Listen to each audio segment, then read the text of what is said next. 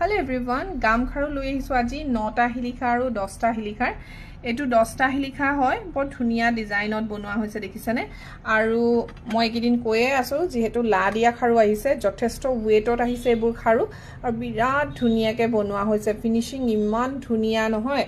আৰু লগতে এইটো হৈ গল 9টা হিলিখা সেম লেংথ হয় 9টা আৰু 10টা একে হয় জাস্ট ইয়াত হিলিখাখিনি ডাঙৰকে দিয়া হৈছে আৰু ইয়াত মিহিকে দিয়া হৈছে আপোনালোকে চাব পাৰে সেই কাৰণে প্ৰাইস টু সেম হয় দুটাৰে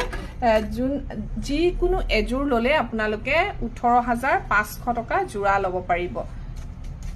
লা দিয়া খাৰু যিহেতু আৰু ৰূপৰ পৰিমাণটো বেছিকে আছে আৰু পলিশো চাব পাৰে ইমান ধুনিয়া নহয় নতুনকে আহিছে সো যদি লব বিচাৰে হুনকালে যোগাযোগ কৰিব খাৰু কাৰণ আমাৰ হুনকালে শেষ হৈ যায় আৰু এতিয়া যেহেতু ষ্টকত বহুত খাৰু আহিছে যেহেতু এতিয়া অফ সিজন হয় সেই কাৰণে যিমান পাৰো ষ্টকটো উঠাই লৈছো কাৰণ যেতিয়া সিজন আহিব আপোনালোকে আৰু নাপায় মানে জানি মোৰ খাৰু প্ৰায় ষ্টকত নাথাকে ইমান সেল হয় খাৰু আৰু গটিকে এতিয়া যদি কোনোবাই অফ সিজনত লব বিচাৰিছে হুনকালে লক ডিসকাউন্টটো এয়া ইমান কমতে পাই গৈছে দেখিছনে 18500 টকা ৰূপৰ দাম বাঢ়ি থকা অৱস্থাত সো যদি লব বিচাৰে হুনকালে যোগাযোগ কৰিব এটো